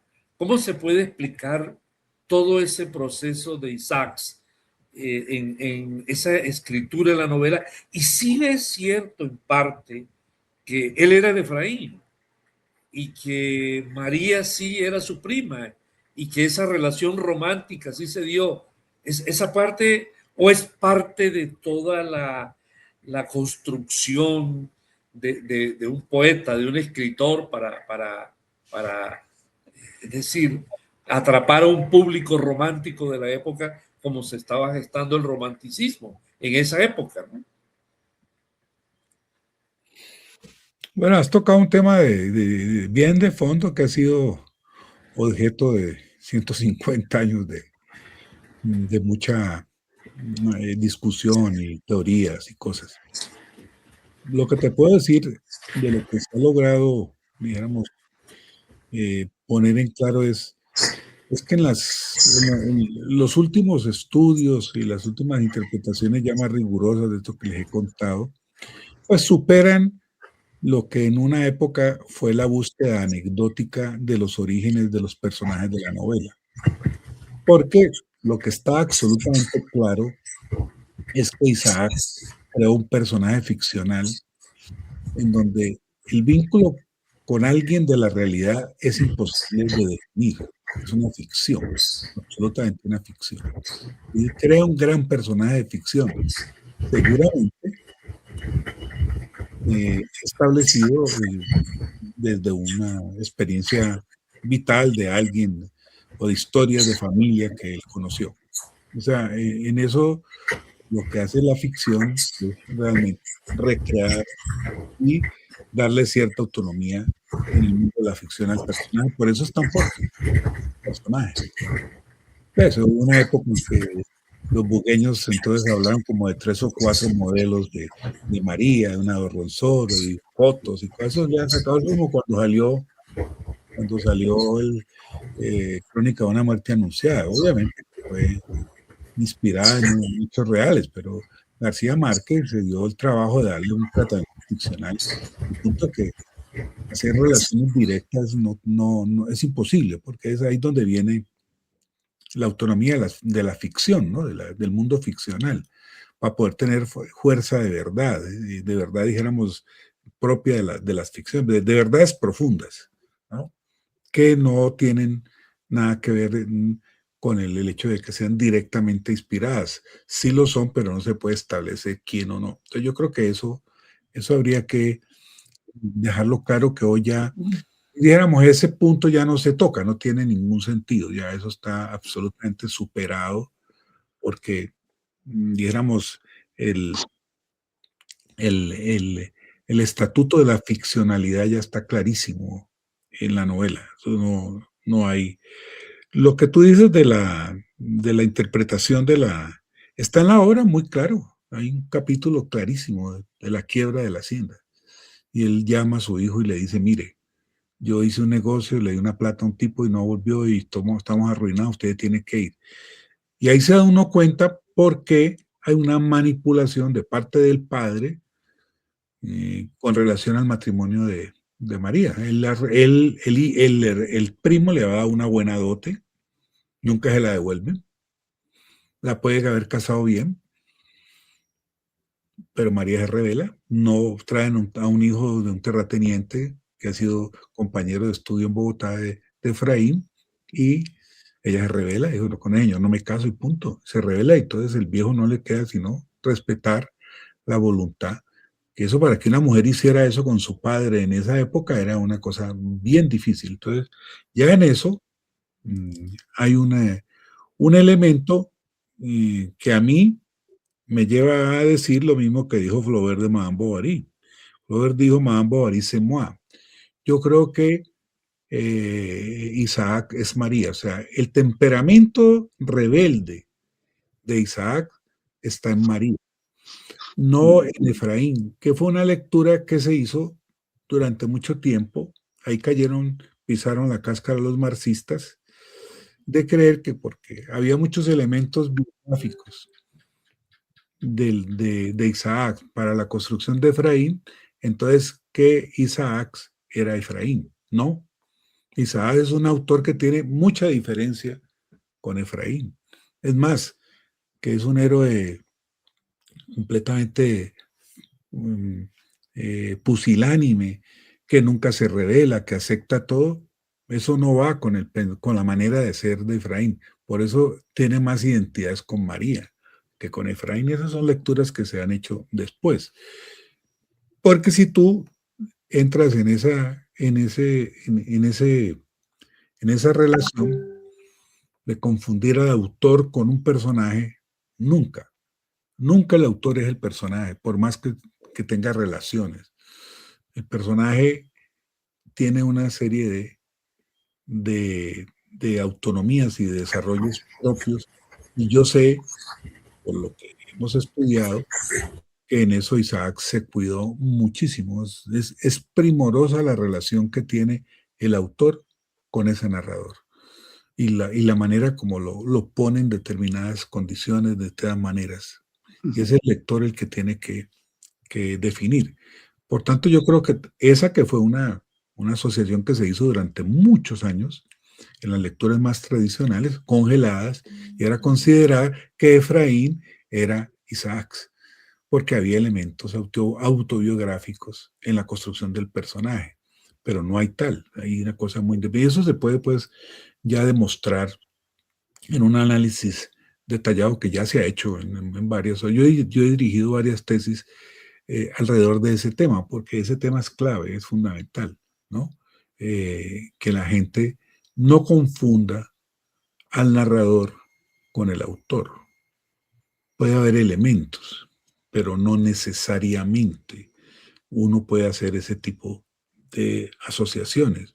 Eso pues ya en la teoría de las teorías modernas de la narrativa, eso está más que aclarado y desarrollado. Eso ya hoy nadie, o sea, eso, pero sí se hizo mucho, ¿no? Se hizo mucho con el caso de Isaac. Y lo de la hacienda, yo me acuerdo que Manuel Mejía Vallejo, Fernando Cruz, Galarza, Valverde, yo estaba todavía muy muchacho, hicieron una primera valoración de María tratando de, Rodrigo Parra Sandoval, tratando de salirse del esquema, dijéramos, tradicional. Y entonces ahí, por ejemplo, Rodrigo Parra Sandoval es el primero que señala con pelo y señales que la culpa de la tragedia amorosa en la novela es la quiebra de la hacienda patriarcal esclavista. O sea, porque lo que el padre argumenta es una razón de Estado. Si el tipo quisiera dejarla, antes de que se vaya Efraín los casa, él no lo deja, porque él dice, no, yo no, el imperativo es que estoy quebrado y necesito mandar a mi hijo porque es la única posibilidad. Eso en la novela está clarísimo. Ahora, la lectura congelada de verla solamente como una historia de amor imposible, que a todos nos hizo llorar. Yo lloré cuando la leí por primera vez, también en bachillerato, en segundo bachillerato, y después con el tiempo otras lecturas y tal, eso hasta llegar a estas que son ya más de la madurez, hace 20 años, 25, que uno más o menos comienza a ver, porque se van poniendo otro tipo de lecturas, ¿no? Estudios, ¿no? Entonces, porque ya ese tipo de obras que son de una cultura, que son de una tradición cultural, y por tanto en cada época se vuelve a ellas, y entre más elementos se tengan, entre más densas sean las lecturas, más rigurosas, más trabajadas, pues por supuesto se puede eliminar todas estas cosas que hemos visto, ¿no? de las llamadas lecturas congeladas. Yo tuve una alumna que hizo la lectura de los manuales escolares de 1910, 1920, 1930. ¡Qué horror! Horror de horrores. Cómo se enseñaba la novela en el bachillerato en los manuales cristianos. ¿Me entiendes? Era una cosa horrorosa. Pero eso se reproducía y así se hacía. Y entonces a todos nos llegaba. Más, menos, ¿no? A otros había profesores que no les gustaba, ¿no? Entonces ni la leían. Pero esos todavía sigue pues teniendo. Por eso son labores de larga duración en el terreno de la cultura, que todas estas cosas se vayan difundiendo. Ya, yo creo que las nuevas generaciones que pasen por la universidad o que pasen por profesores que han accedido a todo esto, pues empiezan a mirar la obra con otros ojos. Incluso gente madura, con la que yo he hablado, que la vuelve a leer y dice, no joda, con lo que vos me dijiste, con lo que está aquí, joda, yo veo otra novela. Yo no había visto esto, yo no había visto aquello, yo no había visto esto, ¿me entiendes? Por ejemplo, el lenguaje popular que hay en la novela. Por ejemplo, lo que les dije de la cocina, los bailes, eso no lo veía mucha gente. Ahora ya se empieza a valorar todo eso, ¿no? En la novela, como este elemento que tú estás señalando de la quiebra de la hacienda esclavista, que es fundamental.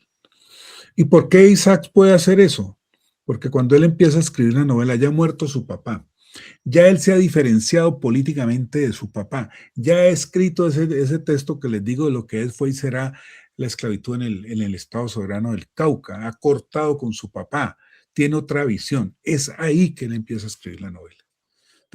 Ya han pasado 30 años, tiene una visión de eso que se perdió. Y la novela de alguna manera es un ejercicio que hace un hombre que sí hay que decirlo, era un genio de la literatura, porque ¿sabe cuántos años tenía Isaac cuando escribió la novela? 27.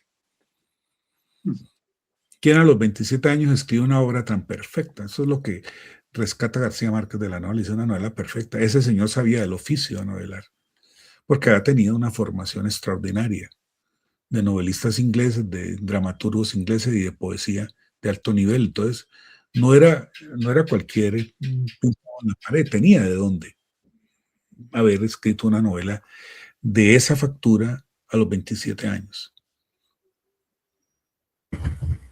Muy bien. Lector, Darío, y perdona que se interrumpa desde mi ignorancia literaria, correcto, un lector congelado. Prometo que yo lo leí en tercer año, en un colegio católico franciscano, con la visión franciscana pues, de la lectura de este libro. Y prometo pues leerlo ahora en Semana Santa bajo otra visión, sacarlo de mi congelador y leerlo a ver qué puedo comentarte la otra vez que nos veamos, la próxima vez que nos veamos. Y dale una miradita, yo le mandé el enlace con Lucho, dale una miradita a la edición crítica de Teresa Cristina que está en la web. De todas maneras recuerdo a mi madre, le decía a mis hermanas, no desgasten las lágrimas porque las lágrimas tienen mucho valor y para desgastarlas a chorro. Y decía que eso era una frase que estaba de Jorge Isaac, donde ellas lloraban por sus novios. Correcto. Y eso, pues, ahora que te he oído, pues, me queda en la cabeza de que probablemente mi madre, aunque haya tenido también una lectura, pues, de ese tipo, algo de la poesía, pues, tenía en la cabeza y se lo remarcaba a mis hermanas con respecto al llanto que ellas echaban cuando algún novio o alguien les causaba alguna esperanza. Correcto, le decía, no boten esas lágrimas que son tan valiosas que no vale la pena que las gasten a chorro. Y creo que siempre, pues, yo encuentro, pues, una unión médica entre lo que se escribe y lo que pasa en la costa, porque hay un hilo de unión que es el paludismo. El paludismo es una enfermedad tropical, es una enfermedad de la parte baja, de la cercana a la selva, de la cercana al Caribe, de Bolívar, de Córdoba, e igual de allá. Y Jorge muere de paludismo y se enferma de paludismo, según tengo entendido todo ese tiempo. Porque, como todos sabemos, pues esas fiebres binarias o terciarias no se curan, ¿correcto? Quedan ahí perennes en ese mucho tiempo y tienen sus brotes ocasionales en determinados momentos de la vida de las personas y cada vez pues iban minando cada vez más su salud. Por último, quiero hacerte una pregunta, no solamente a ti, sino a los que trabajan en literatura. De pronto voy a decir una blasfemia, pero bueno, si no la digo aquí no tengo manera de decirla en otra parte. Y es, yo puedo considerar a un cirujano porque solamente hace una cirugía. Yo puedo considerar, sí, y lo sé, a una mamá porque tiene un solo hijo o tiene 17. Igual es mamá.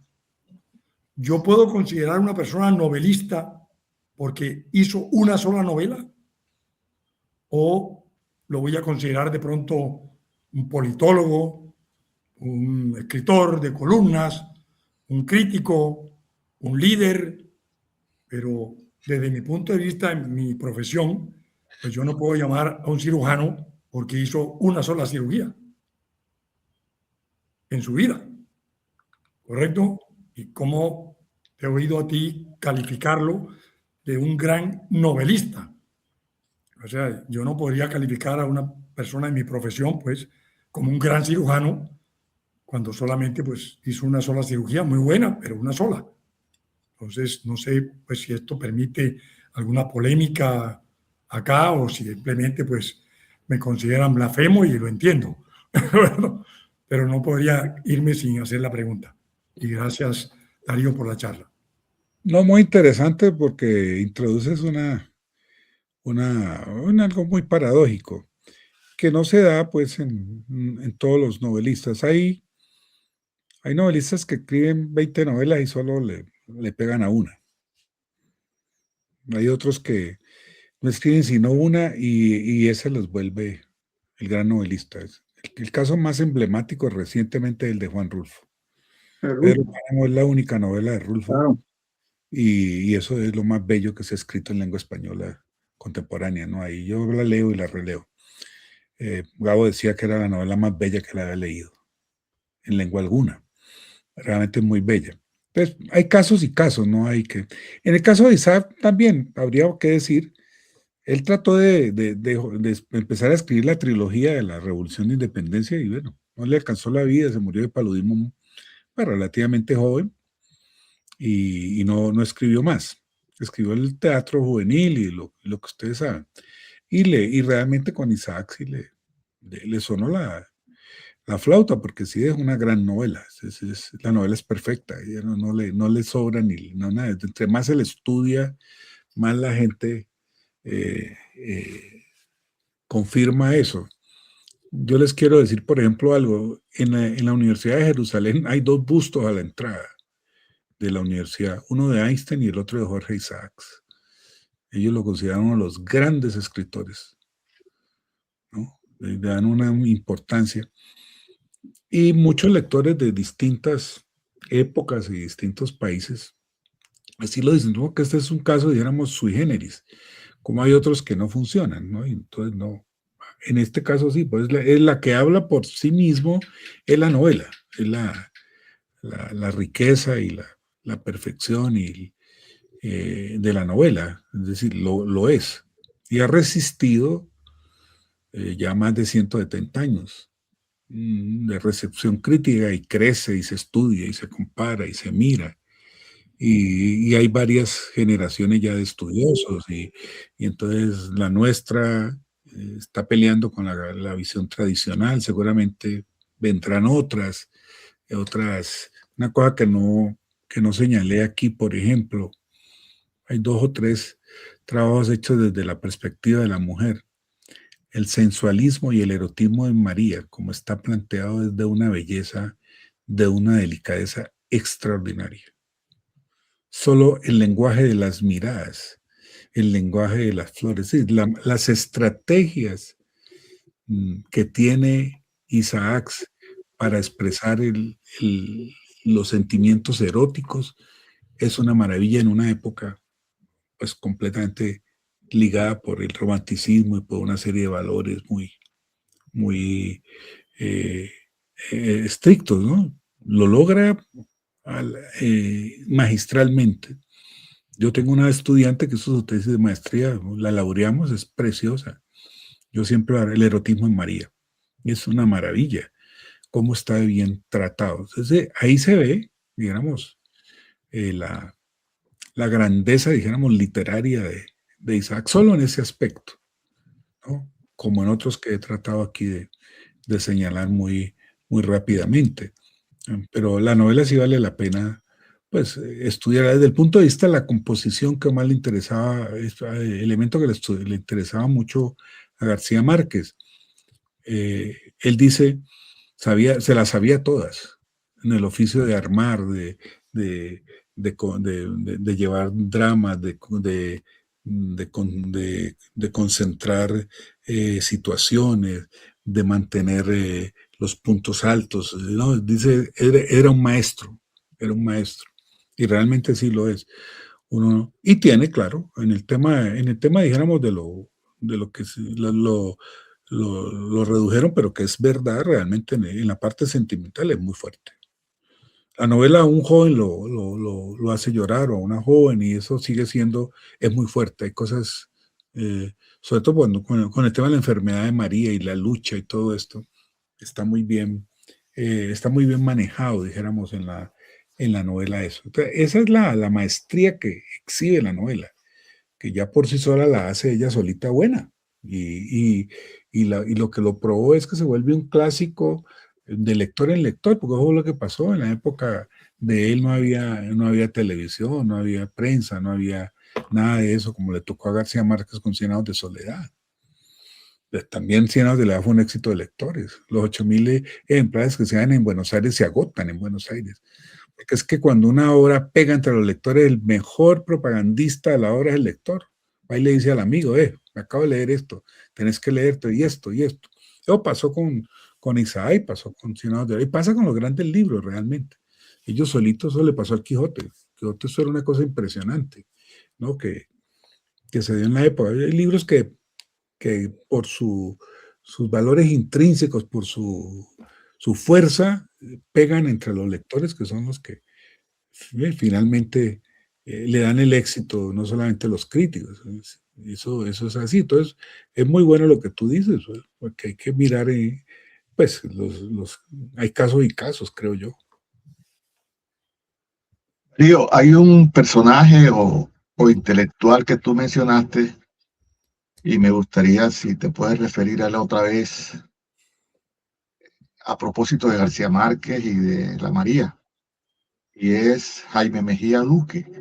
Tengo entendido que está considerado como uno de los grandes críticos de literatura, y tengo una buena impresión de su libro El otoño del patriarca o la crisis de la desmesura, que es un ensayo sobre Sí, yo esa lo conozco. obra.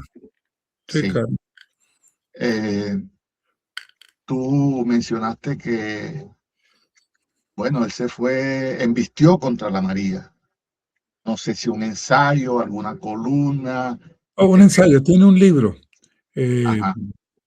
Si quieren, yo lo busco entre los textos que yo le daba a mis estudiantes.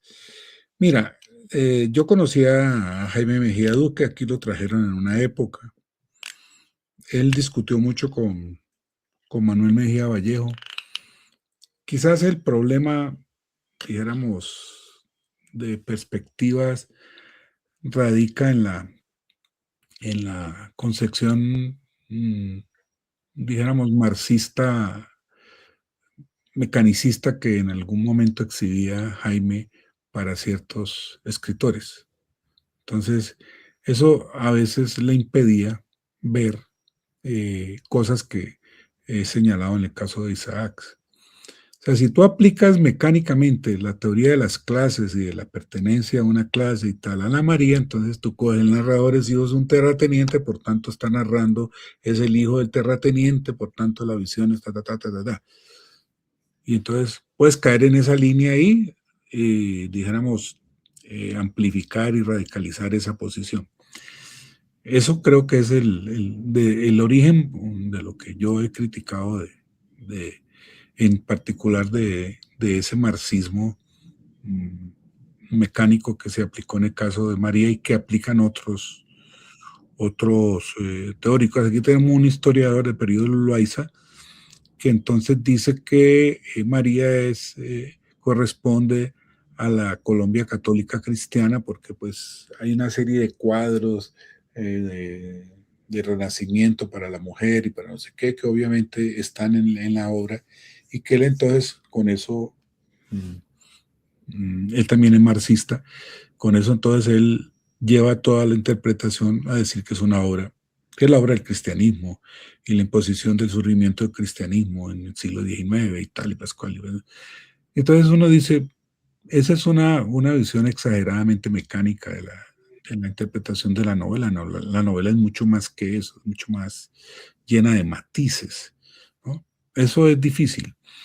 Mira, les voy a poner un ejemplo para salirme de aquí. Me estoy leyendo que les propongo después de la feria, inviten a Alfonso Múnera, que pueda hablar de esto, pero sobre todo del último libro. Estoy leyendo los ensayos, me mandó una copia, pero sale ahora para la feria. Hace un análisis de Rafael Núñez, en el mismo sentido, es decir, mirando todos los matices del personaje, todos los detalles, todas las cosas, ¿no? Que a veces ciertos análisis, tanto de los liberales radicales o los análisis marxistas y tal, no dejan ver toda esa evolución de ese personaje, incluso su evolución reaccionaria, profundamente reaccionaria, pero una evolución que duró su rato y qué tal, todo lo demuestra con detalles.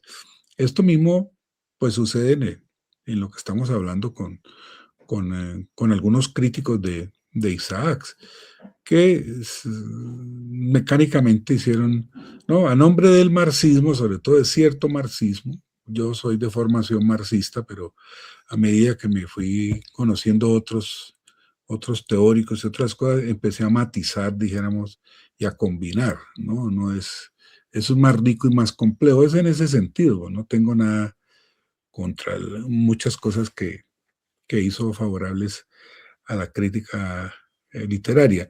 Sí les recomiendo, en Letras Nacionales hay un debate muy fuerte entre Manuel Mejía Vallejo y Jaime Mejía Duque, precisamente porque Vallejo lo que le cobra a Mejía Duque es ese mecanismo marxista. Eso a Vallejo le molesta profundamente. El debate es muy interesante de época en el momento. O sea, hubo gente que le cobraba, dijéramos, a Jaime ese tipo de cosas, que fue algo que estuvo muy fuerte en la academia colombiana, en la academia universitaria, llegaron todas las corrientes. Nosotros fuimos propio de eso. Yo soy hijo de un señor que se llama George Lukács, un húngaro, ¿no? Que todos los libros de estética de él, la teoría del reflejo y todo eso. Entonces, la teoría del reflejo es ver la sociedad toda ahora mecánicamente y no entender que se reelabora y hay contradicciones y matices y tal.